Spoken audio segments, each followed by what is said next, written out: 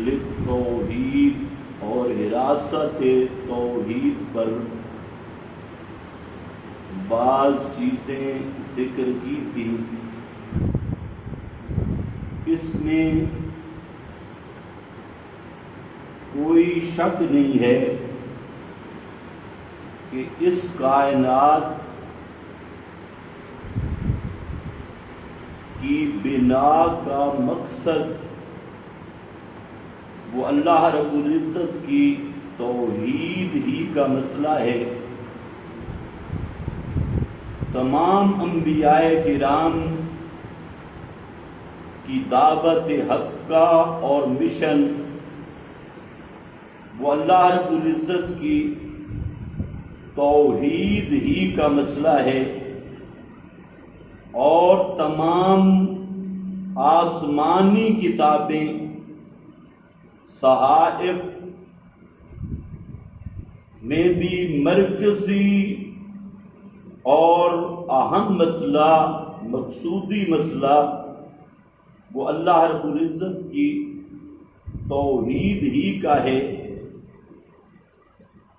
اسلام نام ہے توحید کا، اور مذہب اسلام کو جو باقی ادیان پر خصائص اور امتیاز حاصل ہے، وہ بھی مسئلہ ہے خالصتاً اللہ تعالیٰ کی توحید کا. پھر کس نے چلا دیے ہیں؟ فی الحال بند کر دو، نہیں ہے گرمی.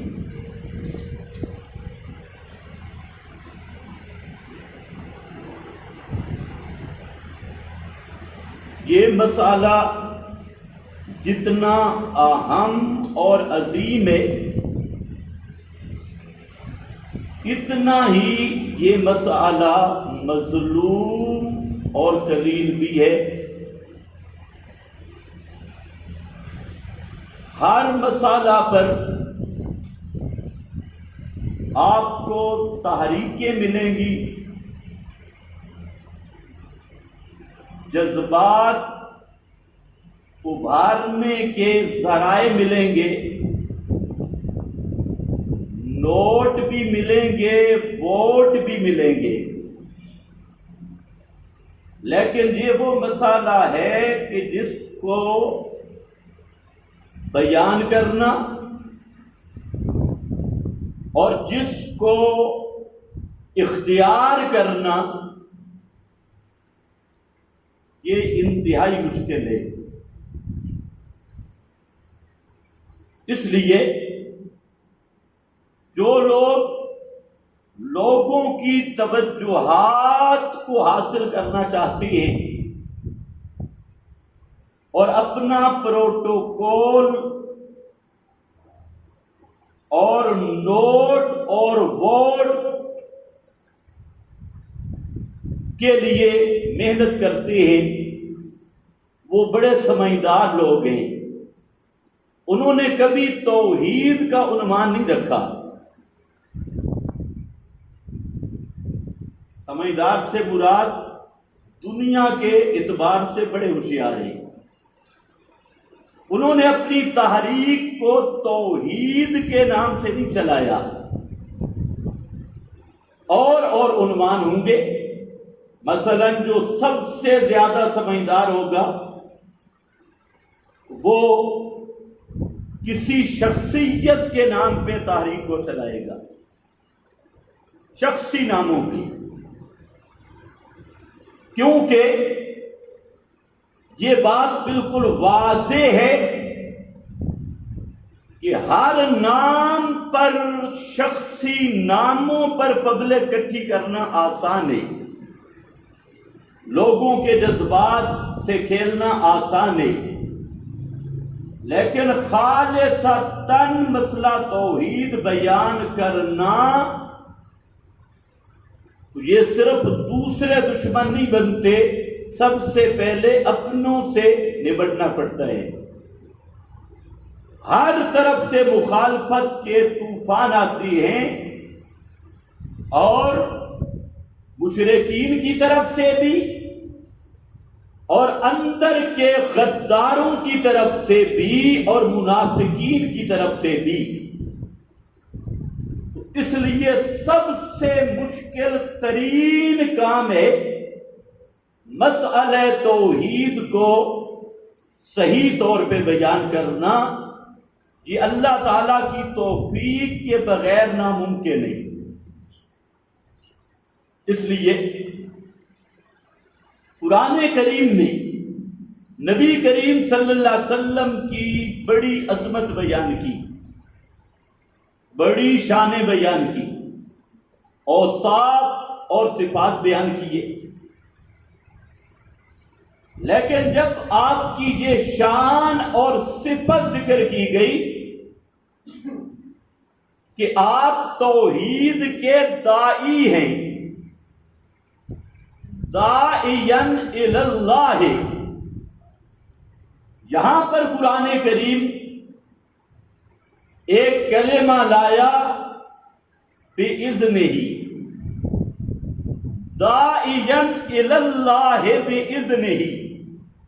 اب بِإِذْنِهِ جہاں ذکر کیا، ورنہ اس سے پہلے بھی آپ کی صفات ہیں. یا ایھا النبی انا ارسلناک شاہدا ومبشرا ونذیرا. اب شاہدن کے ساتھ بھی بِإِذْنِهِ نہیں، مبشرن کے ساتھ بھی بِإِذْنِهِ نہیں، نذیرا کے ساتھ بھی بِإِذْنِهِ نہیں. بِإِذْنِهِ کو ذکر کیا داعین الی اللہ بِإِذْنِهِ،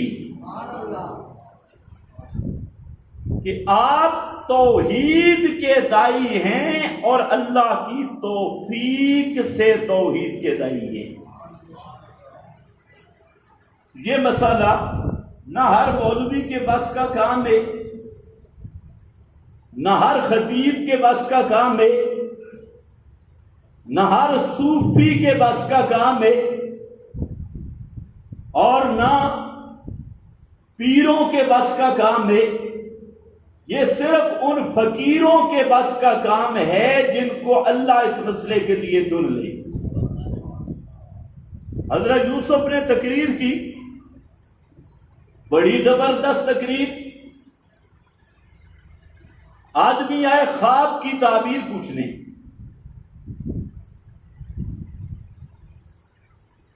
حضرت نے فرمایا کہ خواب کی تعبیر تو بتاؤں گا، لیکن اس سے پہلے میری چند گزارشات سن لو. اس میں حضرت یوسف علیہ السلام کی گزارشات کیا تھی؟ اَأَرْبَابٌ مُتَفَرِّقُونَ خَيْرٌ، اَأَرْبَابٌ مُتَفَرِّقُونَ. بتاؤ، ہر مشکل کے لیے الگ مشکل کشا بہتر ہے،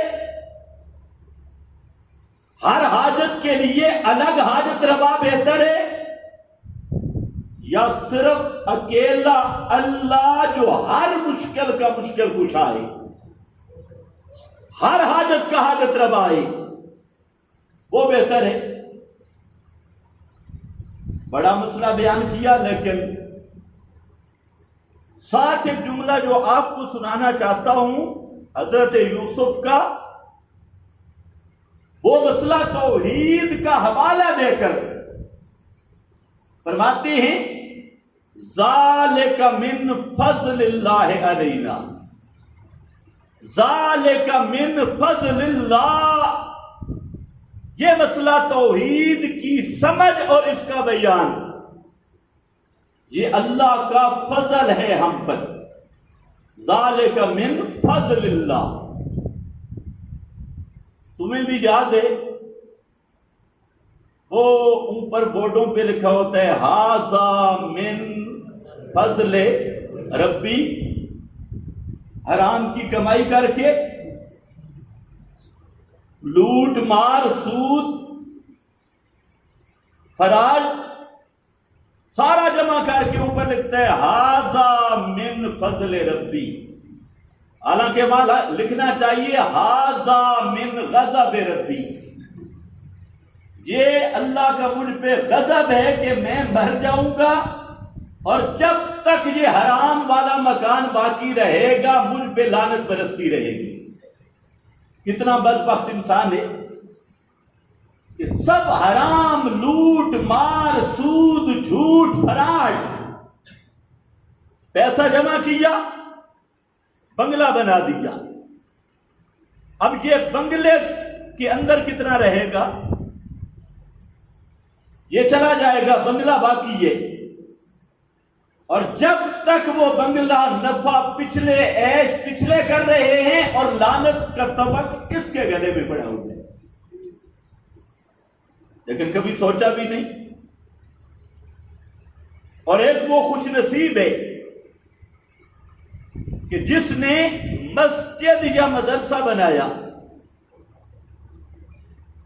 وہ دنیا سے چلا گیا، صدیاں گزر گئی، اس مسجد اور مدرسہ میں پڑھنے والے پڑھے، ان کے آگے پڑھنے والے پڑھے، ان کے آگے پڑھنے والے پڑھے، اور یہ سلسلہ صدیوں جاری رہا۔ اب یہ تو چلا گیا قبر میں، لیکن صدیوں کے اعمال کا ثواب اس کے نام اعمال میں جمع ہو رہا ہے۔ اب خود سوچ لو، کوٹھیوں پہ کتنا خرچ کرتے ہو اور اللہ کے گھر پہ کتنا خرچ کرتے ہو؟ پریشان نہ ہو، چندہ نہیں مانگ رہا، ویسے پوچھ رہا ہوں، سوچنے والی بات ہے۔ صرف ذہناً ذرا سوچو کہ جن چیزوں پہ تم خرچ کر رہے ہو یہ سب ختم ہونے والی ہے، اور والباقیات الصالحات، فرمایا جو باقی رہنے والی چیزیں ہیں نا، الصالحات، وہ یہ نیکی کے کام ہیں، جو کر گئے وہ بھی لکھے، وآثارہم، جو نیکی کے آثار چھوڑ گئے وہ بھی لکھے۔ ایک آدمی ہے، وہ گناہ کرتا ہے اور گناہ کی عادت ڈال دیا، ایسا گناہ کیا کہ گناہ کی رسم اس نے جاری کی۔ اب لوگ اس گناہ پہ چلتے رہے، مثلا بدعت کی پوری رسم، یا گانا سکھایا،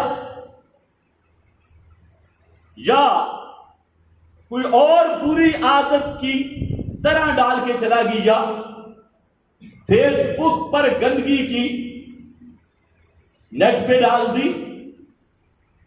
اب یہ تو مر گیا، لیکن جب تک وہ گندگی ترقی کرتی رہے گی اس کا نام ہے اعمال سیاہ ہوتا رہے گا۔ یہ کبھی نہیں سوچا، اس لیے وہ کام کرنا چاہیے جو مرنے کے بعد بھی کام آئے، اور قیامت تک آپ کا ثواب اور جو ثواب والی پنشن جاری رہے۔ یہ تنہائی میں بیٹھ کے ذرا سوچا کرو کہ ہم کس چیز پہ لگے ہیں اور ہمیں کرنا کیا ہے، ہم نے رستہ کون سا اختیار کیا۔ تو بہرحال میں عرض یہ کر رہا تھا کہ مسئلہ توحید اس پر ذکر کیا بِإِذْنِ ہی، ذَلِكَ مِن فضل اللہ علینا، یہ ہے اللہ کا فضل، جس کو اللہ رب العزت یہ فضل دے دے۔ تو اس سلسلہ میں ایک واقعہ رہ گیا، وہ شروع کیا تھا، اس کے چند لفظ جو میں لے آنا چاہتا ہوں، حبیب نجار کا واقعہ چل رہا تھا. کب بلا؟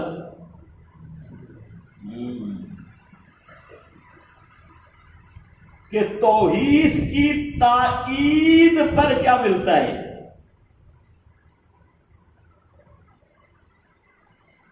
وہ آدمی اٹھا، اس نے اللہ کی توحید کی تائید کی. اب تائید تو کی چند لمحات. مفسرین لکھتے ہیں عمر تھی 80 سال، اور عام آدمی، گناہگار آدمی، اب جب مسئلہ توحید کی، اس نے تائید میں قوم کو للکارا، فاسمعون فاسمعون، سنو، میں اللہ کی توحید کو مانتا ہوں. قوم اٹھی، انہوں نے کہا کہ یہ 3 تو پردیسی ہیں، باہر سے آئے، اور یہ جو اپنی قوم کے پہلے سے نپٹو. ادھر اٹھے، انہوں نے تلوار کھینچی، ادھر اللہ نے جنت اس کے سامنے کر دی. ادھر تلوار لگی، انطاکیہ کی بستی میں اس کا جسم زمین پہ گرا، اور اوپر سے آواز آئی قیل ادخل الجنہ. حضرت عبداللہ ابن مسعود رضی اللہ تعالیٰ عنہ اور حضرت عبداللہ ابن عباس رضی اللہ تعالیٰ عنہ، دونوں صحابی کہتے ہیں کہ ان مشرکوں نے اس حبیب کی میت کو روندنا شروع کیا پاؤں سے. وہ اس کی میت کو نیچے روند رہے تھے، اور خرجت امعاؤہ من دبرہ، اس کی آنتیں باہر نکل گئی. اب میت ان کے پاؤں کے نیچے وہ روند رہے تھے، اور اللہ نے کس چیز کو فرمایا؟ قیل ادخل الجنہ. یہ سوچ لو، کس کو فرمایا قیل ادخل الجنہ؟ کہا گیا جنت میں داخل ہو جا. ایمان سے بتاؤ یہ شہید ہے یا نہیں ہے؟ یہ ہے شہید توحید، اصلی شہید. اس کا جسم انطاکیہ کی زمین کے نیچے ہے، اور اس کی روح جنت میں پہنچ گئی. اس سے مسئلہ یہ بھی سمجھ آ گیا کہ شہید کی زندگی کہاں کی ہے.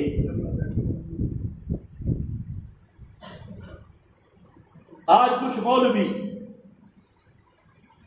ایک ٹکڑا آیت کا سناتی ہے اور لوگوں کو دھوکہ دیتی کہ بل احیاء، بس بل احیاء بل احیاء، شہید زندہ ہیں کہ نہیں؟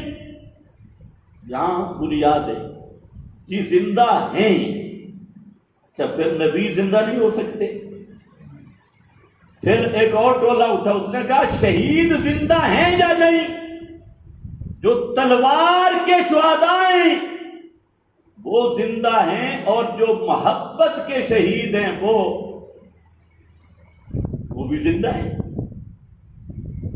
تو ہمارے جتنے بابے ہیں یہ محبت والے شہید ہیں، اور وہ تلوار والے شہید ہیں، لہذا زندہ.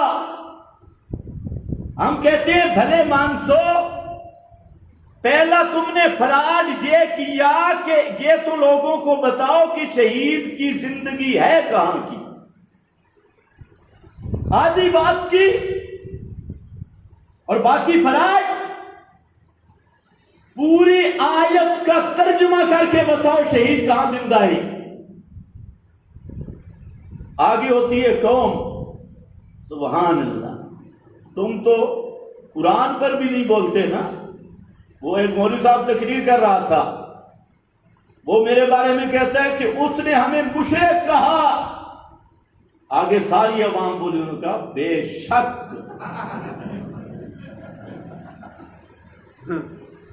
ہاں اس نے کہا, اس نے ہمیں مشرک کہا, ہم مشرک ہیں. انہوں نے کہا بے شک. تو مسئلہ یہ ہے, یہ مسئلہ سمجھنے والا مسئلہ ہے. یہ قبوری شریعت کی بنیاد یہاں سے شروع ہوتی ہے. قبر پرستوں کا ٹولہ, اس کی پہلی سیڑھی یہی ہے کہ شہید زندہ ہیں, اور پڑھیں گے لا تقولوا لمن یقتل فی سبیل اللہ اموات. میں کہتا ہوں یار خدا کے لیے پوری آیت پڑھو, پوری آیت کا ترجمہ کرو. لیکن کسی نے نہیں کہا. سورہ بقرہ کے مضمون میں پورے لفظ آگے آ رہے ہیں, بل احیاء ولکن لا تشعرون. یہ ولیکن بھی پڑھ, ولیکن کس کے لیے آتا ہے؟ ولکن لا تشعرون, زندہ ہیں لیکن دنیاوی زندگی نہیں, زمین کے نیچے والی زندگی نہیں, اس جسم والی زندگی نہیں. ولیکن لا تشعرون. اسی لیے جو اجلہ مفسرین تھے انہوں نے اس لاکن آتا ہے للاستدراج, اسی سے سمجھ لیا, اور انہوں نے صاف لکھ دیا کہ تنبیہن علی ان حیاتہم لیست بالجسد. یہ جو جملہ آیا یہ بتانے کے لیے آیا ہے کہ شہید کی زندگی اس جسم کی زندگی نہیں, وہ روحانی زندگی ہے اور جنت والی زندگی ہے. تو اس لیے اسی جملہ سے سمجھنے والے سمجھ گئے. علامہ سیالکوٹی نے یہی بات لکھی, بیزابی نے یہی بات لکھی, علامہ ابو حیان الاندلسی نے احیاء دون اجسادہم یہی بات لکھی, علامہ آلوسی نے یہی بات کی. اما بہذا الجسد الرمیم, یہ جو جسم ٹکڑے ٹکڑے ہو گیا, اس جسم کی حیات میں کوئی فضیلت بھی نہیں اور کوئی اس پہ دلیل بھی نہیں. یہی بات علامہ آلوسی بغدادی نے کی, اور یہی بات میرے نبی کے صحابہ نے کی ہے. حضرت عبداللہ ابن زبیر رضی اللہ تعالیٰ عنہ یہ جب شہید ہوئے تو ان کی میت کو درخت پہ لٹکا دیا گیا.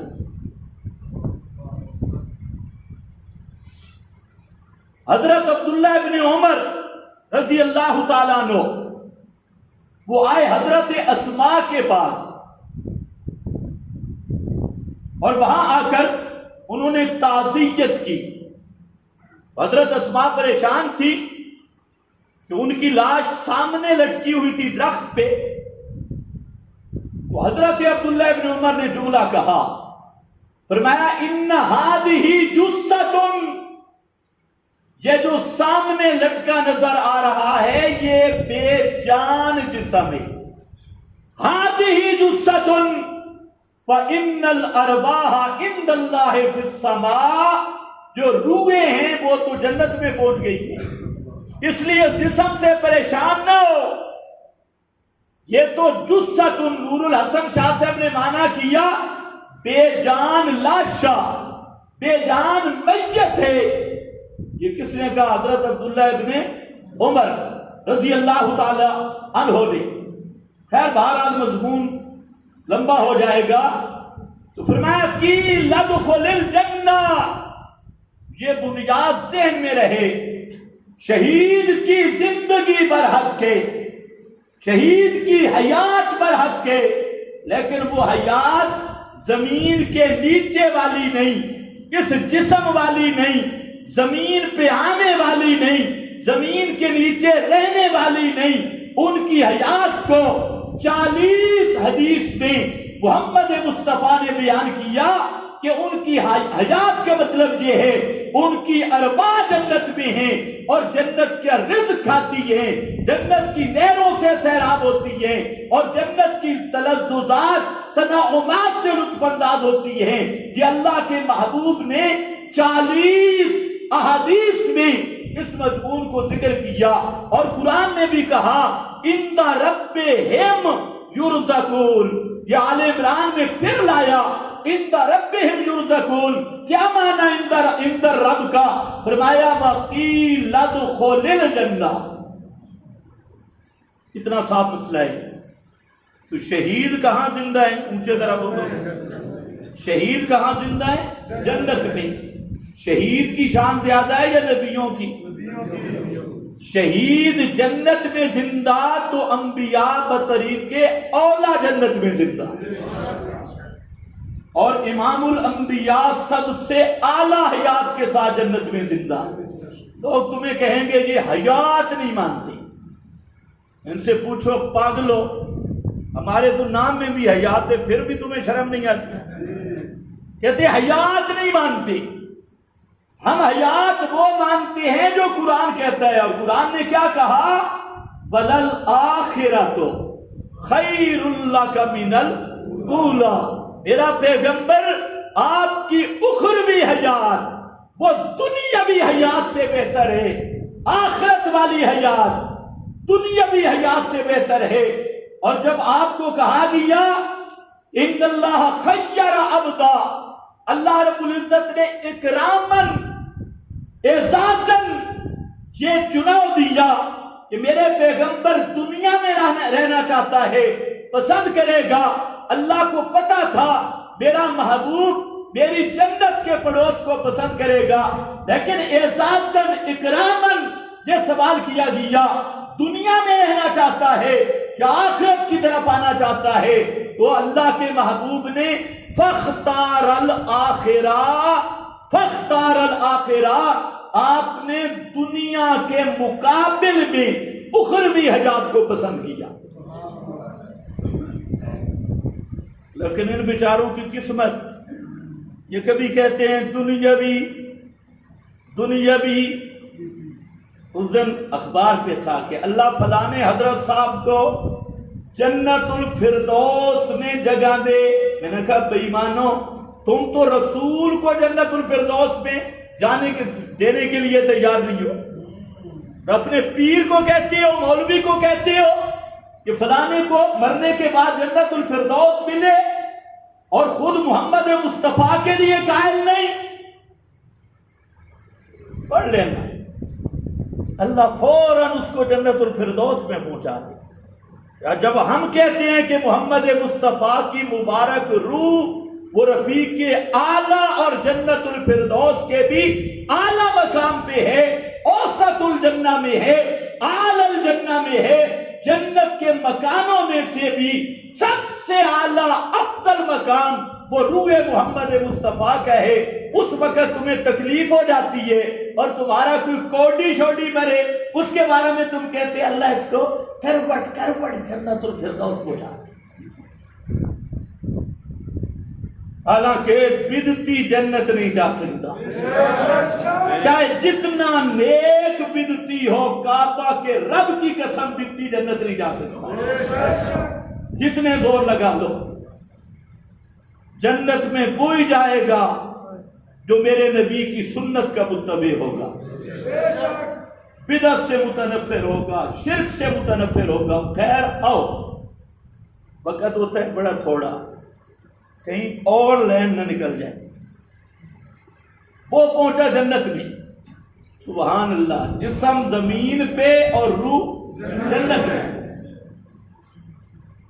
اب آپ ذرا اندازہ کر لیں، توحید کی شان بھی یہاں سے پتہ چلے گی۔ جنت میں پہنچ کے اس نے ایک تمنا کی، اور وہ تمنا اللہ نے محمد مصطفیٰ پر قرآن کی صورت میں نازل کی۔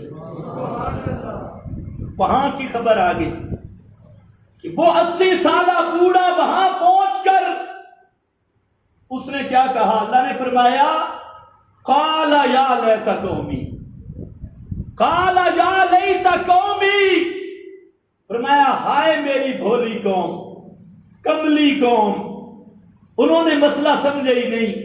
یا لیت، کاش میری قوم کو پتہ چلتا بما غفر لی ربی، کہ کس مسئلے کی وجہ سے میرے رب نے مجھے معاف کر دیا.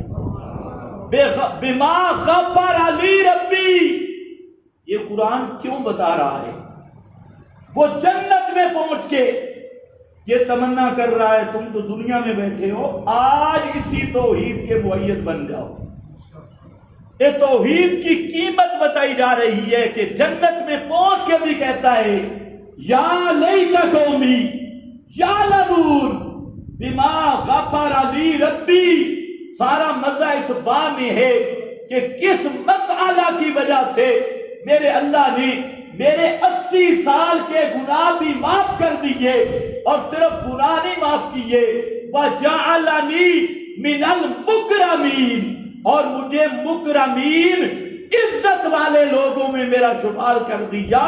اللہ نے مسئلہ سمجھا دیا. اے لوگوں، توحید کی تائید کرنا چاہے چند لمحات کے لیے بھی ہو، یہ اتنا بھاری عبادت ہے اللہ کی ہاں، یہ اتنی شان والی چیز ہے کہ یہ لمحے صدیوں کی عبادتیں ان لمحات کا مقابلہ نہیں کر سکتی. ہزاروں سال کی عبادتیں جمع کر لو اور چند لمحات اللہ کے مسئلے کی تائید میں، رب کی توحید کے مسئلے کی توحید میں گواہی دے دو، تائید کر لو. وہ تائید کرنے سے ہزاروں سال کی عبادتیں بھی ان لمحات کا مقابلہ نہیں کر سکتی. چیزیں دو ہی ہیں. جو توحید کی تائید کے لیے کھڑا ہوا، دو چیزیں ملتی ہیں، یا تو شہادت، اور شہادت سے بڑھ کر نعمت کوئی بھی نہیں. اگر بے شک تو دل سے دعا کرو اللہ ہمیں بھی خالص شہادت کی بہت دے. شہادت سے بڑھ کر کوئی انعام نہیں. ابھی شہید کا خون زمین کو سیراب نہیں کر پاتا، اس کے جسم سے قطرے ٹپک رہے ہوتی ہیں، ادھر سے اللہ کی طرف سے اس کے گناہوں کی بخشش کا فیصلہ کر دیا جاتا ہے. ہر مرنے والا برزخ کے امتحانات سے گزرتا ہے، منکر نکیر کے سوالوں سے گزرتا ہے. من ربوں کا پہلا سوال کیا ہے؟ مر. یاد کر لو، مر. قربانی کی طرح میں آتا ہوں، پریشان نہ ہوں. مر ربوں کا پہلا سوال کیا ہے؟ مر. کیا مانا؟ تیرا. تم ساری ٹھنڈے بیٹھے ہو. تیرا مشکل کشا کون ہے؟ اب جو اس کو مانتا ہے وہ کہتے ہیں ربی اللہ، میرا مشکل کشا صرف اللہ. اور جو کئیوں کو مانتا ہے اب تو وہ سوچے گا، کئیوں کو ماننے والا سوچے گا جواب کیا دوں. وہ آگے سے کہتا ہے ہا لا ادری، یار پتہ نہیں. پنڈی میں تھا تو بری کو پکارتا تھا، کبھی 2 رکعتیں پڑھ کے بغداد کی طرح منہ کر لیتا تھا. نماز میں کیا پڑھتا تھا؟ ایاکا نعبد و ایاکا، اور نماز کے سلام کے بعد بغداد شریف، فلانا شریف، فلانا شریف. وہ کیا جواب دے گا؟ یہ کوئی جواب دے گا جو قرآن بولا ان الذین قالوا ربنا اللہ، ان الذین قالوا، بے شک وہ لوگ جنہوں نے دنیا میں ثابت قدمی دکھائی، قالوا یہاں قالو صرف یہاں والا قالو نہیں، یہاں قالو بالقلب بالاعتقاد، جو دنیا میں ڈٹ گئے، ان الذین قالوا ربنا اللہ، جو اس بات پہ ڈٹ گئے کہ ہمارا مشکل کشا، حاجت روا، داتا، کھوٹی قسمتیں کھری کرنے والا اور اس کائنات کا جگ داتا، اس کائنات کا دکھ سکھ کا مالک اور ذمہ دار وہ صرف اللہ ہے۔ اللہ کے سوا کوئی قبر والا مشکل کشا نہیں، کوئی گنبدوں والا مشکل کشا نہیں، کوئی پیر فقیر جو نیک ہیں وہ اللہ کے پیارے ضرور ہیں، انبیاء ان کے مرتبے بلند ہیں، اولیاء ان کی کرامتیں برحق ہیں، اللہ کا قرب برحق ہے، پر مشکل کشا ہونا یہ ان کا عہدہ بھی نہیں، حاجت روا ہونا یہ ان کا عہدہ بھی نہیں، داتا ہونا یہ ان کا عہدہ بھی نہیں۔ قالوا ربنا اللہ ثم استقاموا وا فاروق اعظم رضی اللہ تعالیٰ عنہ زبردست معنی کیا اس مقام پہ حضرت فاروق اعظم نے، ثم استقاموا پھر ڈٹ گئے۔ فرماتے ہیں کیا معنی؟ لا یروغون روغان الثعالب، لومڑ نہیں بنے، لومڑی نہیں بنے۔ لومڑ ثعلب کہتے ہیں عربی میں لومڑ کو، تم سمجھ لو مولوی ناراض ہوں گے، لیکن ثعلب کا معنی سے عین لام پہ لومڑ کیا کہتے ہو پشتو میں؟ وہ جس کی بڑی دم ہوتی ہے، گیدڑ کے علاوہ لومڑ۔ لومڑ نہیں بنے، ثعلب نہیں بنے۔ لومڑ کیا ہوتا ہے؟ جنگلی جانور جس کا منہ چھوٹا، دم بڑی، منہ چھوٹا دم بڑی، اور جب اس کے پیچھے جاؤ منہ اس طرف کرتا ہے دھوکہ دینے کے لیے، اور دم اس طرف مارتا ہے، منہ اس کے مخالف جانب کرتا ہے، تم اس کی مخالف جانب مارتا ہے۔ فرمایا ثم استقاموا، لومڑ نہیں بنے، یہ نہیں کہ کبھی اس دیگ کے چمچے بن گئے، کبھی اس دیگ پہ آ گئے، کبھی ان کے جنازوں میں شامل ہو گئے، کبھی ان کے جنازوں میں شامل ہو گئے۔ ہم تو ہماری تو سیاسی مجبوری ہے، ہماری تو برادری کی مجبوری ہے، کبھی مشرکوں کے ساتھ مل گئے، کبھی موحدوں کے ساتھ مل گئے، قربانیوں میں مشرکوں کے ساتھ مل گئے اور جمعے میں موحدوں کے ساتھ مل گئے، ادھر سے بھی نبھانی ہے ادھر سے بھی نبھانی ہے۔ فرمایا ثم استقاموا، لومڑ نہیں بنے، سیدھے چلتے رہے، پک گئے، ڈٹ گئے، ساری دنیا چھوڑ گئی تب بھی ڈٹ گئے، برادری روٹ گئی تب بھی ڈٹ گئے، ووٹ ختم ہو گئے تب بھی ڈٹ گئے، اپنے خلاف ہو گئے تب بھی ڈٹ گئے، ساری کائنات ایک طرف ہو گئی پھر بھی ڈٹ گئے۔ ثم استقاموا تتنزل علیہم سبحان اللہ، تتنزل علیہم الملائکہ، ان پہ فرشتے نازل ہوں گے، کب؟ جب مرنے لگیں گے تب بھی، جب قبر میں جائیں گے تب بھی، میدان محشر میں جائیں گے تب بھی۔ اللہ تخافوا، ہر مقام خوف پر فرشتے کہیں گے ڈرنا نہیں ہے۔ توجہ ہے نا؟ دنیا میں مخلوق سے نہیں ڈرے، آج آگے کا ڈر نہ کرو۔ اللہ تخافوا ولا تحزنوا وابشروا بالجنہ، یہ لوگ ہیں جو کہیں گے ربی اللہ، ربنا اللہ، ربی اللہ، اور پھر پوچھنا ہے کہ ما تقولو فی حق محمد فی حق ھذا الرجل الذی بعث فیکم، ایک شخصیت تمہاری طرف بھیجی گئی تھی پیغمبر بنا کر، آخری نبی بنا کر، وہ تمہاری طرف مبعوث ہوا تھا، اس کے متعلق تم کیا جانتے ہو؟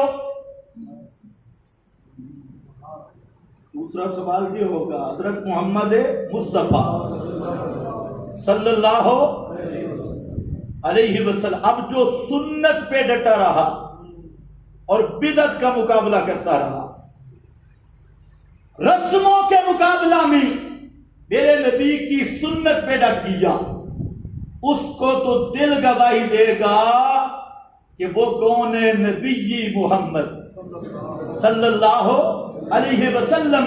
وہ تو کہے گا میرا نبی محمد ہے، کیونکہ اس نے تو ساری زندگی محمدی دعوت پہ لوگوں کے ساتھ مخالفتیں کی، محمدی دعوت کی وجہ سے لوگ اس کے دشمن بنے، بدعات چھوڑی، لوگ ڈستے رہے، بدعتیوں کو چھوڑا، لوگ مخالف بنے رہے، رسم و رواج کو ترک کیا، لوگ اسے ڈستے رہے، ساری زندگی محمد مصطفیٰ کی سنت کا پہرا دیتے ہوئے گزر گئی اور رسم و رواج کو لاتے مارتے ہوئے گزر گئی۔ آج اسی دل میں محمد مصطفیٰ ہوں گے اور اندر سے آواز آئے گی، میرا رہنما، میرا رہبر اور میرا نبی محمد مصطفیٰ ہے صلی اللہ علیہ وسلم۔ اور جو بیچارہ ساری زندگی ختموں پہ گزار گیا، 11ویں شریف، جمعراتیں، 9 راتیں، 40ویں کل شریف، اور یہ ساری رسمیں بدعتیں کرتا رہا اور محمد مصطفیٰ کی سنت سے نہیں پوچھا، اور کبھی اللہ کے نبی کی اطاعت نہیں کی۔ اس کا مذہب تھا محلے کا مولوی، اس کا مذہب تھا اپنا پیر طریقت، اس کا مذہب تھا اپنی جماعت کا وڈیرا، اور اس نے محمد مصطفیٰ کی سنت کو رلاتا رہا اور مولویوں کے پیچھے پھرتا رہا۔ وہ کس منہ سے جواب دے گا کہ میرا نبی محمد ہے؟ سوچتے رہو، یہ جواب وہی دے گا جو سب کچھ میرے نبی کی سنت پہ لٹا کے آیا ہے۔ کل ویسے حج کے خطبے میں بھی خطیب نے کمال کیا، پوری وہی تقریر جو ہم آپ کو سناتے ہیں، اس نے ماں کعبہ میں وہی تقریر کی، صاف تقریر کی، زبردست۔ یہ ترجمہ کرنے والا کوئی جاہل تھا، اگر عربی آپ کو آتی ہو نا جس کو، تو وہ خطبہ سنیں۔ آپ تو ہمیں باہر نکل کے کہتے ہو بڑا متشدد ہے، اور وہ جو خطیب ہے اس کا ذرا خطبہ سنیں۔ یہ مسئلہ دوستو بزرگوں نرمی سے آتے ہی نہیں، اصل تو یہ مسئلہ تھا ڈنڈے والا۔ یہ جو ہمارے پولیس والے بھائی ہیں، ان کے ہاتھ میں ڈنڈا ہوتا اور ہر مزار پہ جاتے اور سب کو الٹا کر دیتے ہو، بے ایمانوں کلمہ محمد کا پڑھتے ہو اور پوجتے قبروں کو ہو، نبی کی سنت کو چھوڑ کر۔ اور انشاءاللہ وہ وقت آئے گا، انشاءاللہ وہ وقت آئے گا جب بدعات پر نائی انل منکر، نائی کا معنی منتیں کرنا نہیں ہوتا، نائی کا معنی ہوتا ہے اوے رک جاؤ، رک جاؤ۔ اور امر بالمعروف جو آپ سنتے ہیں، امر بالمعروف بھی منتیں نہیں، الامر افعل علی سبیل الاستعلاء، اگلے کو کہنا رک جا، یہ امر ہے۔ آج تم مزاج بن گیا جی طرح نرم نرم میٹھی میٹھی تقریر ہوتی، آمن دے تو اقامت دین کا دور انشاءاللہ پھر ہوگا، رک جا، کر رہے نہ کر، یہ امر ہے۔ اسلام کی دعوت بے عزتی کے ساتھ نہیں ہے۔ 10 آدمیوں کا منہ دیکھ کے سوچو بھئی یہ ناراض ہوں گے یا راضی ہوں گے، تو ایسے مولوی پہ بھی خدا کی لعنت ہے۔ وجہ کر، پھر آئے گا ما دینو، تیرا دین کیا ہے؟ ما دینو، دین کیا ہے؟ آپ کو پتہ ہے دین کیا ہے؟ دین کا معنی کیا ہے؟ دین کا معنی نظام، بولو دین کا معنی نظام، دین کا معنی دستور حیات، دین کا معنی قانون. سارے کہو میں آگے چلتا ہوں پھر. دین کا معنی قانون، دین کا معنی نظام، دین کا معنی دستور حیات، دستور زندگی، منشور زندگی. پوچھا جائے گا ماں دینوں کا، تیرا دین کیا ہے، تیرا دین کیا ہے؟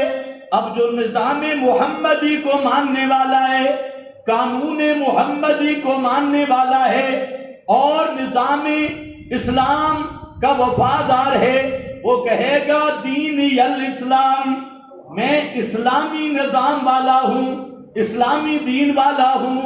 اور جو جاگیردارانہ نظام، ظالمانہ نظام، انگریزی نظام، برطانوی نظام، روسی نظام، سوشل ازم نظام، اور یہ سارے ازم، فلانا ازم، عیسائی ازم، یہودی ازم، اسرائیلی نظام، یہودی نظام، عیسائی نظام، اس کے ساتھ چلنے والا وہ کبھی بھی نہیں کہہ سکتا دینی الاسلام.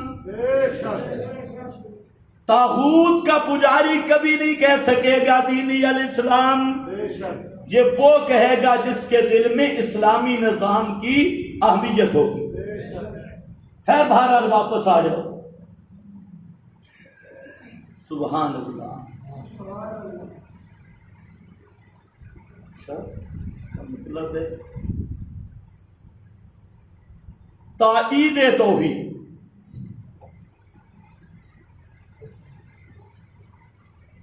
یہ جو قربانی ہے، اگر اس کا بھی راز سمجھے نا، اس مہینے میں دو اہم باتیں. ایک عبادت وہ ہے جو صرف ایک جگہ پہ ہوتی ہے، وہ یہاں نہیں ہو سکتی، کہیں بھی نہیں. اس عبادت کا نام حج ہے. اس کے لیے اللہ نے جگہ خاص کر لی ہے.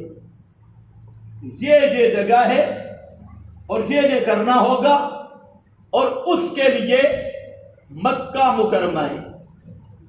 حج کہاں ہوتی ہے جی؟ جو حاجی بیٹھے ہو وہ بولو حج کہاں ہوتی ہے؟ مکہ مکرم یا مدینہ منورہ میں. یہ بھی مسئلہ سمجھتے ہیں، حاجیوں سے پوچھ لو. حج ہوتی ہے مکہ مکرمہ. توجہ ہے نا میری طرف؟ اور مدینہ منورہ کی حاضری وہ ثواب ہے، اجر ہے. لیکن حج مدینہ میں نہیں ہے، حج مکہ میں نہیں. یہ اس لیے کہہ رہا ہوں کہ آج کل لوگ یہی دعا کہتے ہیں اللہ مدینے لے جا بھی کہ مکے تک کیوں نہیں آتا. ہمیں وہاں ملے دو چار حاجی صاحب،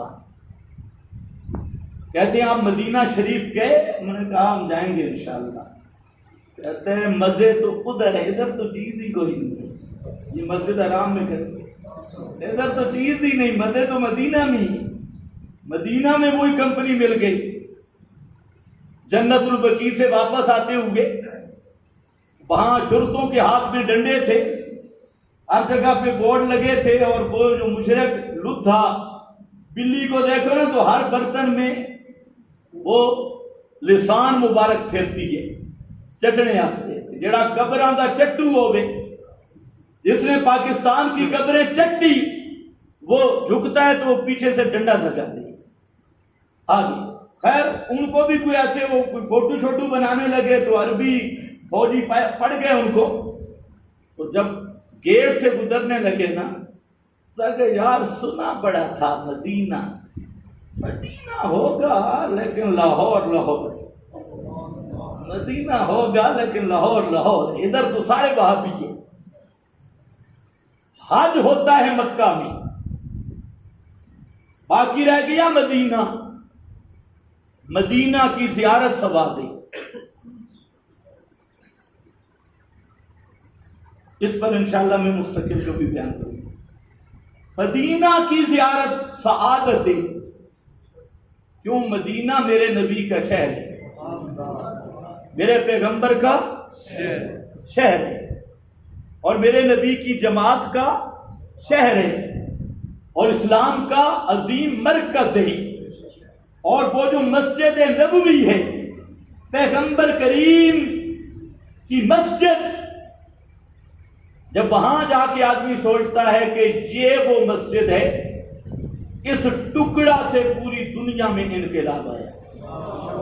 کوئی ٹکڑا ہے پوری دنیا، اور اب بھی انشاءاللہ کوئی ٹکڑا ہے جو پوری دنیا کے انقلاب کا اب بھی ذریعہ بنے گا. وہاں سے اٹھا تھا انقلاب محمدی. تو حج مکہ میں ہے، اور انعام کیا رکھا؟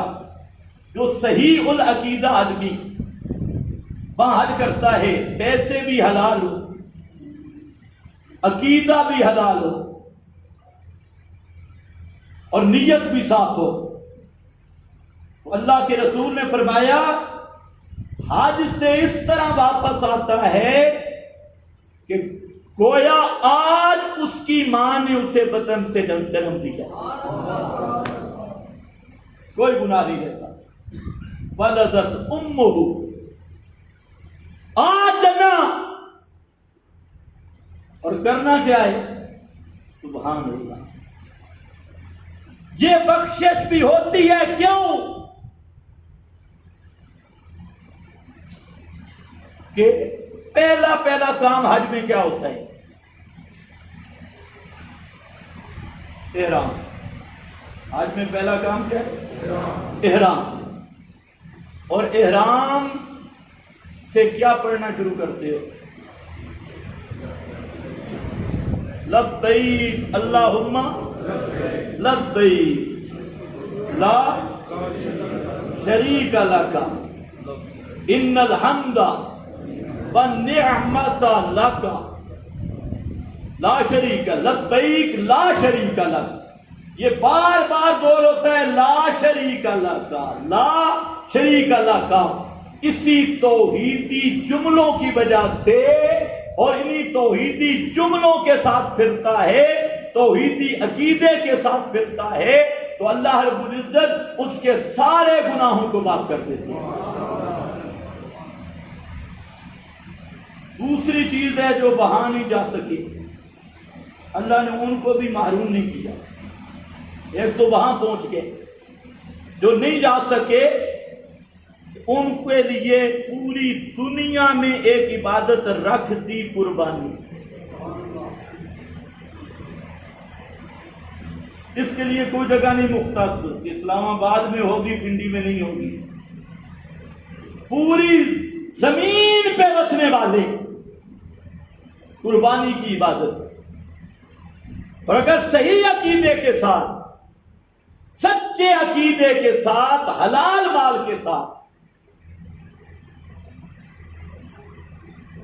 کیا کرنا ہے. کئی تو قربانی کے ذوق میں منڈیوں سے بیل چوری کر کے بھی دے آتے ہیں.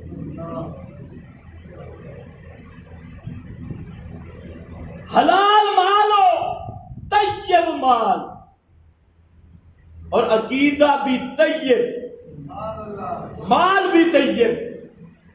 تو اللہ کے رسول نے فرمایا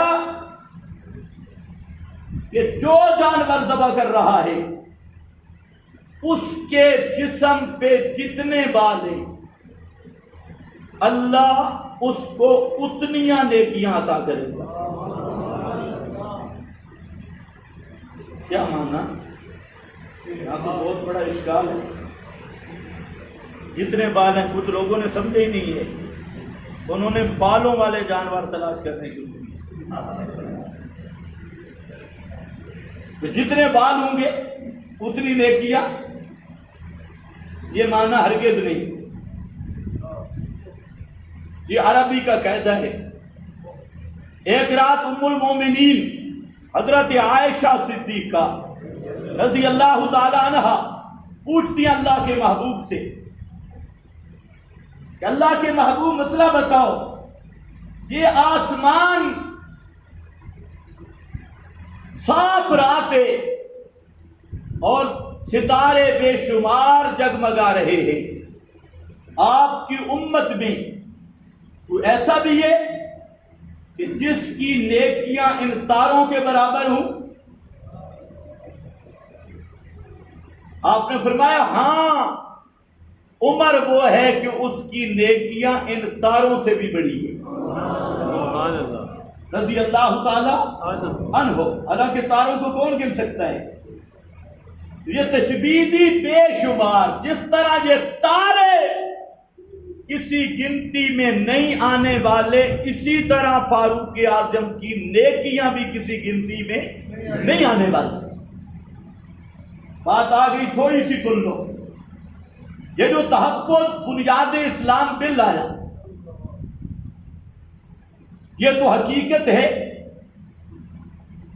کہ یہ بل جس شخص نے پیش کیا، ہم اس کے لیے دعا کرتے ہیں کہ اللہ اس کو اس کی شان کے مطابق اجر عطا کرے، آمین۔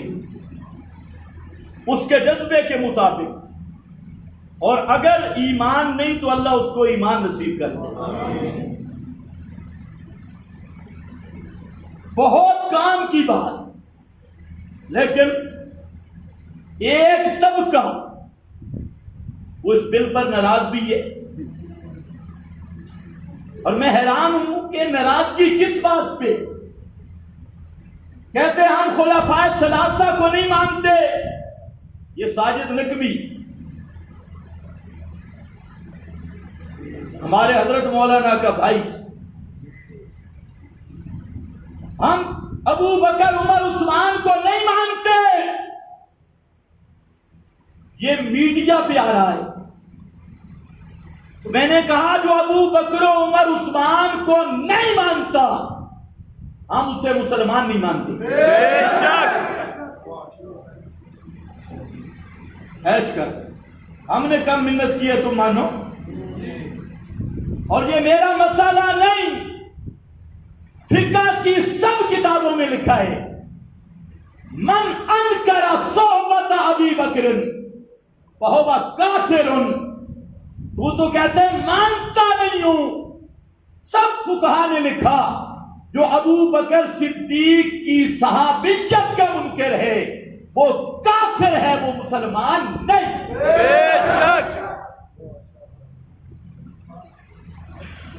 میرا تو مشورہ یہ ہے کہ پنجاب اسمبلی یہ جو بل پاس کیا، ہم سب حضرات کو خراج تحسین پیش کرتی ہے، بہترین بل ہے، اور اگر ان کو اہل تشیع سے کوئی مسئلہ ہو اور علمی سطح پہ وہ اپنے شکوک و شبہات کو ختم کرنا چاہتی ہو تو ساجد نقوی اور مجھے دونوں کو بلا دے۔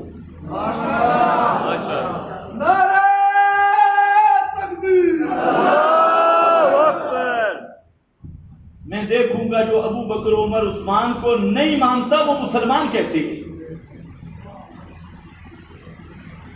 میں نے کہا ابو بکر عمر عثمان وہ ہیں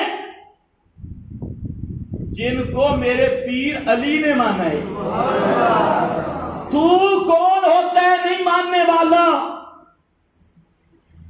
تجھ میں کیسے جرأت ہوئی کہ میں ابو بکر عمر عثمان کو نہیں مانتا؟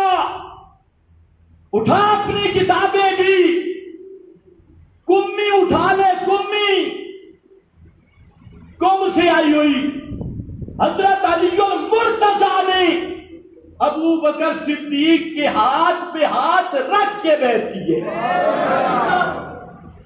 ابو بکر عمر عثمان کو امام مانا، اور حضرت علی ابو بکر عمر عثمان کے پیچھے نمازیں پڑھتے رہے، انہیں خلیفہ راشد سمجھتے رہے، اور ساری زندگی ان کے مشیر رہے، ان کے وزیر رہے، اور تم کہتے ہو ہم معاویہ کو نہیں مانتے، رضی اللہ نہیں کہتے۔ تم کون ہوتے ہو؟ متا کی اولاد۔ سنو، معاویہ وہ ہے جس کو میرا امام حسن اپنا امام مانتا ہے۔ کہتے ہم معاویہ کو نہیں مانتے۔ معاویہ وہ ہے جس کو حضرت حسن نے مانا ہے، جس کو حضرت حسین نے مانا ہے، اور حضرت معاویہ کے ہاتھ پہ بیعت کی کس نے؟ امام حسن، حضرت حسین، دونوں شہزادوں نے اور دونوں جنتی پھولوں نے، جنتی نوجوانوں کے سردار، جس معاویہ کو اپنا امام اور یہ لفظ کہے، سنی کتابیں بھی پڑھ لے، شیعہ کی کتابیں بھی پڑھ لے، یہ لفظ کہے انہو امامی، یہ معاویہ یہ میرا امام ہے۔ حضرت حسن کہتے ہیں معاویہ میرا امام، حضرت حسین کہتے ہیں معاویہ میرا امام ہے۔ اب جو کہتے ہیں میں معاویہ کو نہیں مانتا، اس کا حضرت حسین سے تعلق ہے، حضرت حسن سے تعلق ہے۔ اور جو کہتے ہیں ابو بکر عمر عثمان کو نہیں مانتا، اس کا حضرت علی سے تعلق ہے، آل بیت سے تعلق ہے۔ صحیح، صرف پریس کانفرنسیں کرتے ہو، یہ کہنا آسان ہے ہم معاویہ کو نہیں مانتے۔ آؤ، حضرت عبداللہ بن عباس، یہ میرے نبی کا کزن ہے، حضرت عباس کا بیٹا، خاندان نبی سے۔ کسی آدمی نے ان سے شکایت کی کہ حضرت معاویہ جو بطر پڑھتا ہے نا، وہ اس میں تھوڑا ہمیں سمجھ نہیں آ رہی کہ وہ بطر کیسے پڑھتا ہے۔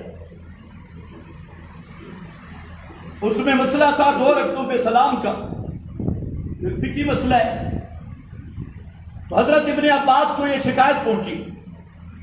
ابن عباس نے کہا تو انہو قد صاحب رسول اللہ، خبردار اس پہ اعتراض نہ کرنا، کیونکہ وہ محمد کا صحابی ہے، یہ پیغمبر کا کزن حضرت عباس کا بیٹا ابن عباس، اور جن کے لیے میرے نبی نے ہاتھ اٹھا کے دعائیں کی تہجد کے وقت، اللہم علمہ الکتاب، اللہ اس کو قرآن کا مفسر بنا۔ وہ کہتا ہے انہو قد صاحب رسول اللہ، معاویہ وہ ہے جو محمد عربی کا صحابی ہے، اور تو کیا کہتا ہے میں صحابی نہیں مانتا؟ تو اپنی ذرا اوقات تو سنبھال، تو آیا کہاں سے؟ تیری حیثیت اوقات کیا ہے؟ تجھے تو ابھی تک اپنے نسب کا علم نہیں ہے۔ اور ابن عباس یہ میرے نبی کا کزن کہہ رہا ہے کہ معاویہ نبی کا صحابی ہے، اس پہ اعتراض کرنے کی اجازت نہیں۔ اس پہ بھی تکلیف ہوئی کہ نبی کی 4 بیٹیاں، کہتے ہم ایک مانتی، واہ واہ عاشقو، ایک مانتی، اور 3 جو 4 بیٹیاں مانی وہ تو ہوا آل بیت کو نہ ماننے والا، اور جو 3 کا انکار کر کے 1 کا نام لے وہ ہے پکا عاشق آل بیت۔ شرم تم کو مگر نہیں آتی؟ اگر کوئی شیعہ میری گفتگو سن رہا ہے، پوری جرت کے ساتھ کہنا چاہتا ہوں ہائی کورٹ میں کیس کر دے اور کہ یہ مولوی کہتا ہے پیغمبر کی بیٹیاں 4 ہیں، اور میرا دعویٰ ایک ہے، اگر 200 کتب شیعہ سے ثابت نہ کروں کہ میرے نبی کی سگی بیٹیاں 4 ہیں تو عدالت کا ہر فیصلہ مجھے ملے۔ اور قرآن نہیں پڑھا؟ یا ایھا النبی، اے میں ذرا پڑھنے لگا ہوں، حافظو ذرا توجہ کرنا۔ یا ایھا النبی قل لازواجک و بنتک، جی کیسے؟ ازواجک و بنتک، بناتک یا بنتک؟ ایمان سے بتاؤ، بنت کا معنی ایک، اور بنات کا معنی جمع. بنات واحد نہیں کیا ہے؟ کل ازواج کا و بنات کا. اشاتیہ نال واسطے بنات کا. یہ بنات ایک کو نہیں کہتے، ایک کو بنت کہتی ہے. میرا پیغمبر کہ اپنی بیویوں کو اور اپنی بیٹیوں کو، اپنی بیٹی کو نہیں بیٹیوں کو. جہاں بولا ملنگ دوسرے کا بیٹیوں سے مراد امت کی بیٹیاں ہیں، امت کی بیٹیاں ہیں، پیغمبر بمنزلے باپ کے. اور جہاں بنات آ گیا امت کی بیٹیاں، میں نے کہا ذرا آگے بھی پڑھ. بنات کا با نساء المؤمنین، نساء المؤمنین ساتھ ہی ذکر کیا. اپنی بیویوں کو بھی کہہ دے، اپنی بیٹیوں کو بھی کہہ دے، اور مومنوں کی بیویوں کو بھی کہہ دے، مومنوں کی بیویوں کو بھی کہہ دے. پتہ چل گیا قرآن نے وضاحت کر دی کہ پیغمبر کی ایک سے زائد بیٹیاں ہیں، صرف ایک بیٹی نہیں، ایک سے زائد بیٹیاں ہیں. اس پہ بھی بڑی تکلیف ہوئی. ایک اور تکلیف ہوئی. اصل ہمارے اہل سنت سادی، حکومت سے بھی کہتا ہوں کہ شیعہ ہر اذان میں خلفائے ثلاثہ کو گالیاں دیتا ہے، ہر اذان میں. اور شیعہ کی یہ گالیوں والی اذان بند ہونی چاہیے یا نہیں ہونی چاہیے؟ یہ گالیوں والی اذان، جب وہ کہتے ہیں اشہد ان علی ولی اللہ خلیفتہ بلا فصل، کیا کہتے ہیں؟ خلیفتہ بلا فصل. یہ ابو بکر عمر عثمان کو گالی نہیں، یہ کہنا خلیفتہ بلا فصل، یہ بلا فصل خلیفہ علی، یہ ابو بکر عمر عثمان علی، بلکہ سب صحابہ کو سب کو ختم کرنا ہے. خلیفہ بلا فصل علی کا معنی ہوا بھی ابو بکر صدیق ہے. تو ہم کہتے ہیں شیعو اذان نہ بدلو. میرا نہیں بنتا اپنا تو بن، ملا یادر الفقی شیعہ مذہب کی کتاب اور معتبر کتاب، اس میں لکھا ہے لعن اللہ المفوضہ. یہ جو فرقہ مفوضہ ہے اس پر خدا کی لعنت ہو. یہ جو اشہد ان علی ولی اللہ والی اذان ہے، یہ انہوں نے اپنی طرف سے بڑھائی ہے. یہ اذان پیغمبر کی بھی نہیں، علی کی بھی نہیں، حسن کی بھی نہیں، حسین کی بھی نہیں، زین العابدین کی بھی نہیں، امام جعفر صادق کی بھی نہیں، موسیٰ کاظم کی بھی نہیں، اور 11 اماموں کی اذان میں نہیں. انہوں نے اپنی طرف سے اذان بنائی، اور یہ اذان بنائی خلفائے ثلاثہ کو گالی دینے کے لیے ہے. اس لیے میں کہتا ہوں اس بل میں یہ بھی اضافہ کر دو کہ جہاں خلفائے ثلاثہ کو گالیاں دی جا رہی ہیں اس اذان پہ پابندی ہونی چاہیے. اذان وہ ہو جو میرے پیر علی نے اذان دلوائی، حضرت حسن و حسین نے جو اذان دلوائی، اس اذان پہ پابند کیا جائے. اور بھی ایک اعتراض ہوا، کہتے ہم تو علیہ السلام کہیں گے، علیہ السلام، رضی اللہ نہیں کہیں گے، علیہ السلام. اب بولی بھی ایک نہیں نا، علیہ السلام کہیں گے. میں نے کہا سوچ لو، ایک مجتہد کہہ رہا تھا ہم ایک دوسرے کو نہیں کہتے السلام علیکم، یہ دلیل ہے. سلام علی الیاسین، میں نے کہا اگر جو کہنا ہے تو پھر 12 کے ساتھ خاص کیوں ہوئے؟ پھر تو کہو نواز شریف علیہ السلام، عمران خان علیہ السلام. عمران خان کو سلام کرتے ہیں کہ نہیں کرتے؟ پھر 12 کے ساتھ خاص کیوں ہوئے؟ معلوم ہوتے اندر کچھ اور چیز ہے. اگر اس طرح سلام کو عام کرنا ہے تو پھر تو نماز میں کیا پڑھتے ہو؟ السلام علینا وعلی عباد اللہ الصالحین. شہباز شریف علیہ السلام، شہباز شریف علیہ السلام میرا خیال ہے یہ بھی ماننے کے لیے تیار نہیں ہو. پھر 12 کے ساتھ خاص کیوں کیا؟ انہوں نے کہا اس لیے، اب ذرا سننا، یہ پریس کانفرنسوں میں یہ عقیدہ آ رہا ہے، اس لیے کہ جو ہمارے 12 حضرات ہیں نا شہادہ معصومین، اس کا تعلق عقیدہ امامت کے ساتھ ہے، اور یہ ہمارے 12 بزرگ انبیاء کی طرح معصوم ہیں. انبیاء کی طرح کیا ہیں؟ معصوم ہیں، اور درجے اور فضیلت میں انبیاء سے افضل ہے. درجے اور فضیلت میں انبیاء سے، بولو میں اگلا جملہ عرض کروں، یہ اس رابطی مذہب کا نظریہ یہ انہوں نے اب کہنا چوک چوراہوں پہ شروع کیا. ہم علیہ السلام اس لیے کہتے ہیں کہ وہ معصوم ہیں، جیسے انبیاء، اور انبیاء سے شان میں افضل ہے حضرت علی اور 12 امام. امام سے بتاؤ جو افضل ہوتا ہے، توجہ ہے میری طرف؟ جو کچھ عربی جاننے والے ہیں وہ توجہ کریں، ان کو سمجھا دوں، آپ کو بھی سمجھا دوں. جو مفضول ہوتا ہے وہ افضل کے ضمن میں ہوتا ہے. جو مفضول ہوتا ہے وہ افضل کے، جو ادنا ہوتا ہے وہ اعلیٰ کے ضمن میں ہوتا ہے. توجہ ہے نا؟ وہ اس کے کیا ہوتا ہے؟ ضمن میں ہوتا ہے.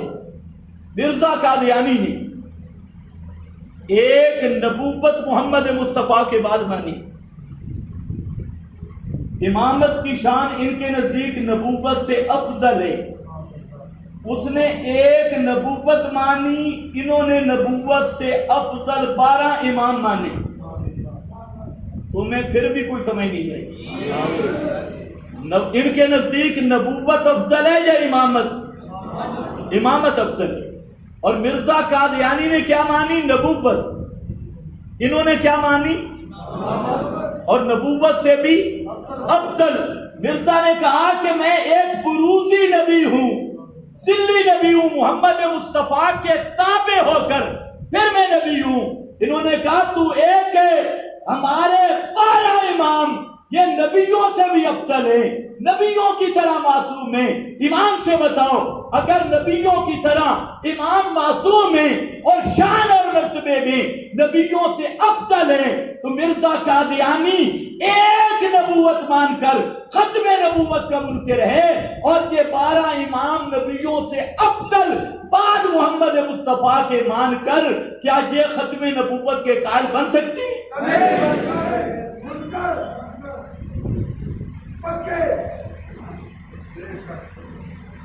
وقت ہے بڑا کم،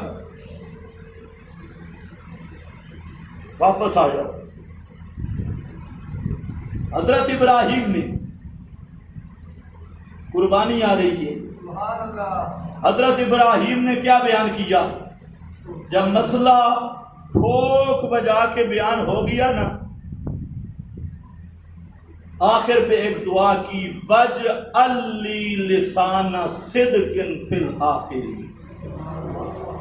یا اللہ جو میں مسئلہ بیان کر رہا ہوں، اس مسئلہ کو پچھلی قوموں میں باقی رکھنا، پچھلے لوگوں میں یہ مسئلہ باقی رہے. وَاجْعَلْ لِي لِسَانَ صِدْقٍ فِي الْآخِرِينَ، میرا مسئلہ باقی رہے. اور اس کی صورت بھی پھر بیان کی. مسئلہ کیا ہے؟ کعبہ بن گیا ہے. اب اس کعبے کو آباد کرنے والا تھے، لیکن ایسے نہیں، 7 شرطیں ذکر کی. آباد کرنے والا کون ہو؟ پہلی شان ہو یتلو علیہم، جو تیری ایتیں پڑھ کے سنا ہے. یعلمہم الکتاب والحکمہ، یہ اللہ نے خود دعا کروائی، جو قرآن کی تعلیم دے اور قرآن کے ذریعے تزکیہ کرے. اللہ نے وہ دعا قبول کی. حضرت محمد مصطفیٰ تشریف لائے، دعا ابراہیمی کا نتیجہ. اور وہ جو آپ نے کہا تھا وَاجْعَلْ لِي لِسَانَ صِدْقٍ فِي الْآخِرِينَ، وہ پوری ہو گئی. محمد مصطفیٰ نے پوری دعوت ابراہیمی کو بیان کیا، اور آج 1400 سال بعد آپ میں بھی کوئی مسئلہ موجود ہے. معلوم ہوتا ہے کہ اللہ توحید کی تائید کرنے والوں کے تذکروں کو بھی باقی رکھتے ہیں اور ان کی عظمتوں کو بھی باقی رکھتے ہیں۔ عید کس وقت ہونی چاہیے؟